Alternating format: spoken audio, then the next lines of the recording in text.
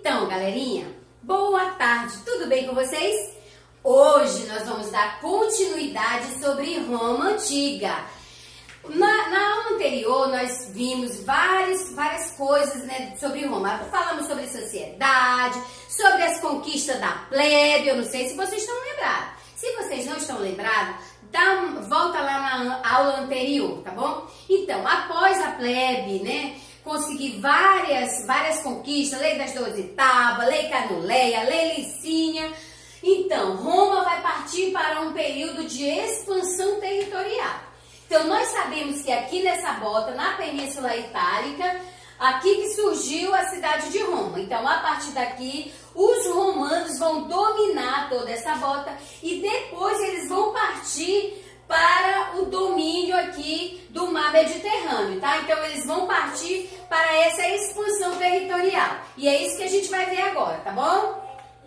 Então, Roma vai partir para uma disputa junto com Cartago. Roma, Cartago, né? Então, eles vão partir por uma disputa. Cartago era uma importante cidade comercial, né, ali no mar Mediterrâneo. Então, Cartago era que dominava esse comércio no mar Mediterrâneo. E Roma falou, epa, peraí, eu quero esse comércio para mim. Então, Roma vai entrar numa disputa comercial, vai entrar em guerra, né, uma guerra que vai durar aí mais de 100 anos entre as duas, várias batalhas entre as duas, até chegar que Roma vai vencer Cartago. Essa guerra entre os romanos e os cartagineses vai ser conhecida como Guerras Púnicas, tá? Então, Guerras Púnicas, guerras que ocorreram entre Roma e Cartago, não esqueçam disso, tá bom? Então, Roma vai partir e vai dominar todo o mar Mediterrâneo, a ponto dos romanos terem a ousadia de falar assim, Mare Nostro, ou seja, nosso mar. Então, o Mare Nostro é o mar Mediterrâneo, e que passou a ser controlado pelos romanos. Antes o comércio no mar Mediterrâneo era Cartago, agora o comércio passa a ser controlado pelos romanos, tá? Então, com essa expansão do comércio, ocorreram várias consequências. Pessoal, outra consequência é a entrada de riquezas em grande quantidade no império. Ruína de pequenos proprietários, como os plebeus. Por quê? A partir do momento que entrou essas riquezas, elas ficaram nas mãos dos patrícios. E os pequenos proprietários, que eram os plebeus, eles começaram a falir, porque eles não tinham como concorrer com os patrícios. Então, eles vão falir, né? Houve um êxodo rural, porque aqueles plebeus que estavam em dificuldade lá no campo, eles vão sair do campo e vão para a cidade, ok? E houve um empobrecimento da plebe. E aí começou a surgir a política do pão e circo, que eu vou explicar mais adiante como que funcionava, tá? E durante esse período também, houve a entrada de milhares de escravos, que eram povos conquistados, tá? E a consolidação do modo de produção escravista. Então, a questão agrária em Roma, o triunfo e a miséria. Isso aqui é uma frase do grande Tibério Graco. O Tibério Graco, ele era um tribuno da plebe, que ele defendia a distribuição de terra para os plebeus que tinham ficado pobres, né? E aí o que vai acontecer? É claro que para você dar terra para o plebeu, de quem que viriam essas terras? Dos patrícios, que eram os grandes proprietários. É claro que os patrícios não vão gostar dessa ideia, dessa reforma agrária. Então aqui, ó, os animais selvagens espalhados na Itália, tem cada um a sua toca, o seu covil, a sua furna. E aqueles que combatem plebeus, que eram os plebeus que era obrigado a combater no exército romano, e morrem pela Itália, tem apenas o ar e a luz e mais nada, sem teto e sem casas, andam errantes com as suas mulheres e filhos. Foi o Tibério Graco que falou essa frase, tá? Então, houve uma grande crise de agricultores. Tibério e Caio Graco, eles eram irmãos. O Tibério e o Caio, né, Graco, eles eram tribunos da plebe. Então, eles tinham uma proposta de reforma agrária, eles também criaram a lei frumentária, que era a distribuição de trigo aos plebeus a preços mais baixos. E aí, o que vai acontecer? Em 333 a.C., Tibério Graco foi assassinado pelo Senado. E quem fazia parte do Senado? Quem? Eram os patrícios. É claro que os patrícios ali, né, se juntaram e articularam ali o assassinato do Tibério Graco, tá? Porque o Tibério Graco queria distribuir terras para os plebeus. Então, em 23, o Caio também, chamado Caio Graco, que era irmão de Tibério, né? Ou seja, 10 anos depois da morte do seu irmão, o Caio ele vai cometer suicídio. Então, revoltas de escravos. Não sei se vocês já assistiram o filme Espartacus. Espartaco foi a maior revolta de escravo romano que ocorreu na história, tá? Então, crise na República. Então, o que vai acontecer? A crise na República Romana não foi somente uma crise econômica, mas também uma crise política. O conservadorismo patrício, em não aceitar reformas, permitiu que generais do exército ocupassem poder, subtraindo as funções políticas do Senado. O que vai acontecer aí? Né? Os patrícios, eles queriam o poder só para eles, não queriam reforma, não queriam nada disso. Com isso, os grandes generais, e aí nós vamos ter aí o grande Júlio César, né, se destacando, e eles vão começar a ter o apoio do exército, porque o exército, a maioria do exército era composta por plebeus, e os plebeus, eles estavam insatisfeitos com a forma de governar dos patrícios, e aí os generais passam a ter muito poder, tá? Para resolver essa situação, uma crise que estava acontecendo, né, com os plebeus, vai ser formado o primeiro triunvirato, formado por Júlio César, Pompeu e Crasso. Aí o Júlio César ele vai derrotar, né, os demais, o Pompeu, né, o Crasso ele é assassinado, e aí o Júlio César vai ser uma espécie de ditador, né? Vai ser uma espécie de ditador.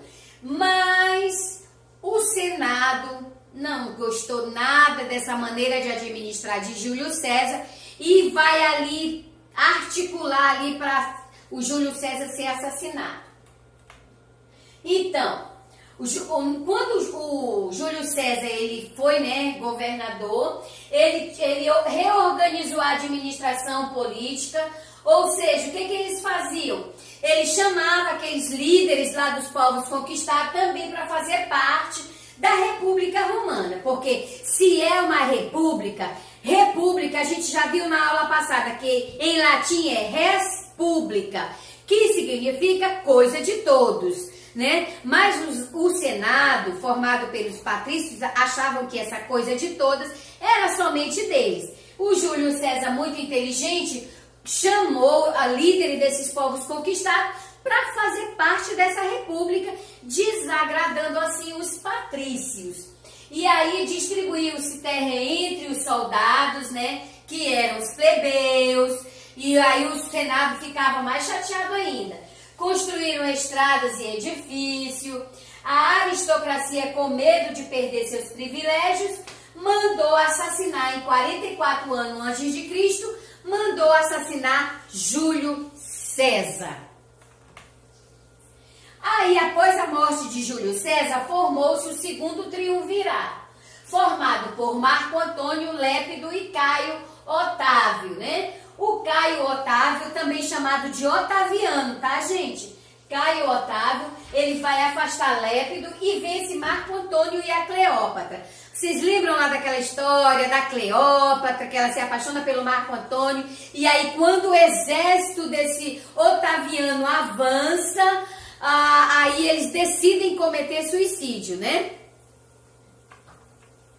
Então, aqui não ficou bem legível não, mas essa parte, ela ficou ali a cargo de Otaviano, ou Otávio Augusto. Essa parte aqui é do Marco Antônio. Aí depois o Marco Antônio conquista aqui essa parte da África, a parte do Egito. E aí é quando ele se apaixona pela rainha, grande rainha do Egito. Acho que a rainha mais famosa do Egito, a Cleópatra. O Otávio Augusto, ou Otaviano, ele vai assumir, né, a república e funda o império. Então, a partir daí, Roma passa pela sua terceira fase, que é a fase do império, tá? Então, no governo do imperador Otávio Augusto, vai acontecer um período chamado de Pax Romana. O que significa isso?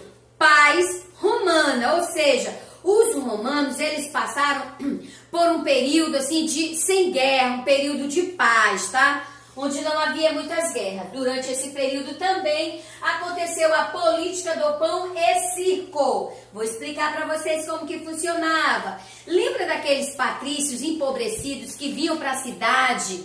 E aí o imperador, né? Ele instituiu a política do pão e circo como uma forma de controlar a população. E como era feito isso? Ele fazia grandes espetáculos, né? Corridas, né? Lutas de gladiadores. Os gladiadores lutavam entre si, ou lutavam com grandes feras, né? E as pessoas eram convidadas a assistir esses espetáculos, e na entrada elas ganhavam ali um pouco de trigo, né? E aí o que acontece? Eles distribuíam grandes espetáculos, circo, e também, né, o pão, o trigo que era distribuído. Então, por isso que ficou conhecido política do pão e circo, como uma forma de controlar a população, porque a população se divertia e a população se esquecia da grande miséria que elas viviam. E com isso não pensavam em revoltas. Então, por isso que é uma forma de controlar a população, tá?